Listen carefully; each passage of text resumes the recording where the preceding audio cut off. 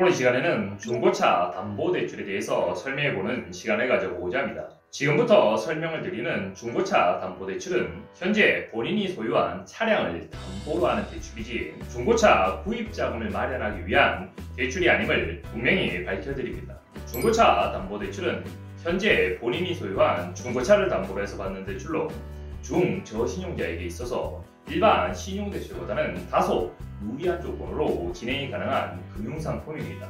이와 더불어 다른 일반적인 담보대출에 비해서 진행이 빠르고 중도 상환 수수료가 적은 장점이 있습니다.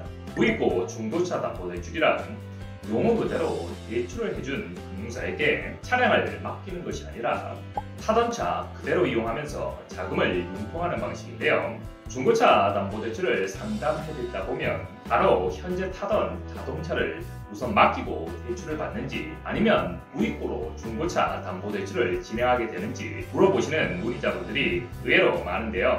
저희가 지급하고 있는 캐피탈사 등의 비금융권 중고차 담보대출은 모두 비대면 무이고로 진행되고 있습니다.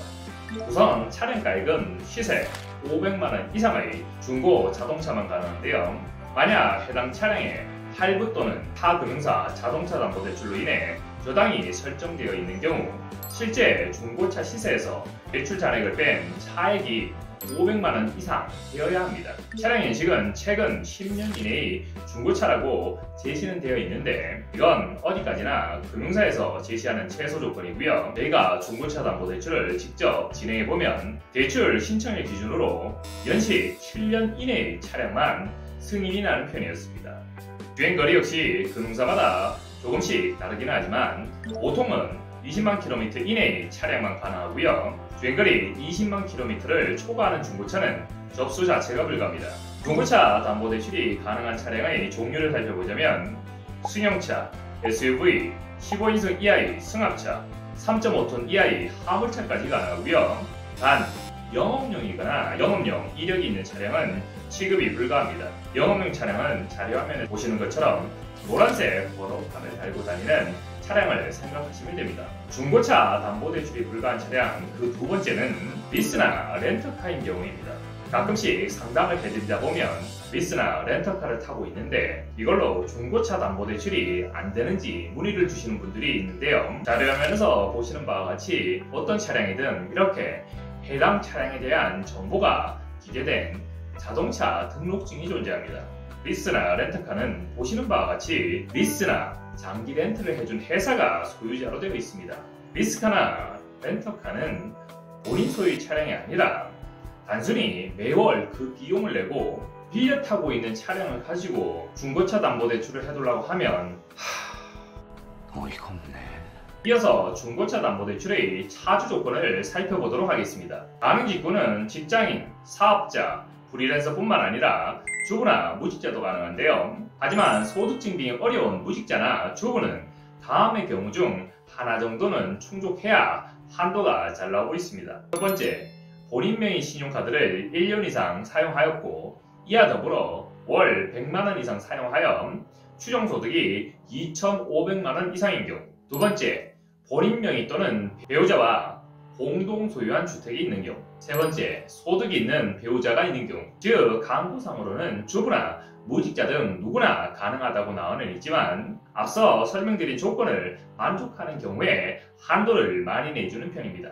연령은 만 20세 이상부터 만 70세까지 가능하다고 주변표상으로 나와 있기는 한데 저희가 진행을 해보면 만 66세 이상부터는 반드시 소득 증빙이 가능해야 중고차 담보대출 승인이 나는 편이었고요. 남자의 경우 군미필자는 진행이 불가합니다. 즉 군필자나 군면제자만 가능하다는 점 꼭 기억해 주시고요.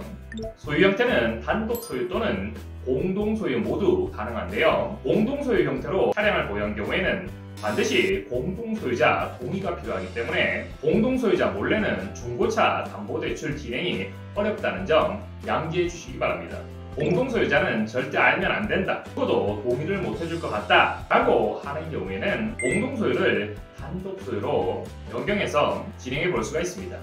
신용점수는 마이스 기준 최소 665점 이상 또는 올 크레딧 630점 이상은 되어야 승인이 나는 편입니다. 중고차라는 담보물이 있는데 왜 신용점수를 보냐고 문의를 주시는 분들도 가끔씩 있는데요. 담보대출이든 신용대출이든 한도와 금리를 산출하는데 신용점수는 모두 활용이 됩니다. 돈을 빌리고자 하는 차주의 신용점수가 낮다는 것은 곧 채무불이행 확률이 높다는 것이니까요. 또한 자동차라는 담보물에 저당 설정을 하긴 하지만 일반적인 부동산과는 다르게 감가가 매우 심할 뿐더러 사고 시 담보물 자체가 사라질 수도 있기 때문에 중고차 담보대출은 사실상 신용대출이라고 보셔야 합니다. 중고차 담보대출의 최대 한도는 취급하는 금융사마다 조금씩 다른데요. 차량 등록 원부상 선순위 설정 금액이 있다면 그것을 그대로 차감해서 최대 한도를 산출하는 것도 있지만 일반적으로는 중고차 시세에서 실제 대출 잔액을 차감해 최대 한도를 산출하게 됩니다. 또한 일부 금융사는 차주가 신용대출 한도가 남아있는 경우 신용 공여 한도까지 더해서 중고차 담보대출 최대 한도를 산출해 주기도 하는데요. 이러한 경우에 해당한다면 실제 중고차 시세보다 훨씬 높은 한도로 중고차 담보대출이 실행되기도 합니다. 그리고 여기서 말씀드리는 중고차 시세는 SK엔카나 카마트 등의 중고차 매매 사이트에서 형성되는 시세가 아닙니다. 왜냐하면 이러한 중고차 매매 사이트에 올라오는 중고차의 시세는 매일 원가에 중고차 매매업자의 마진까지 포함되어 있기 때문입니다. 그렇다면 금융사들은 도대체 어떤 기준으로 차량의 가치를 평가하는 걸까요? 바로 나이스 신용평가정보에서 제공하는 데이터를 기준으로 삼아 중고차 시세를 평가합니다.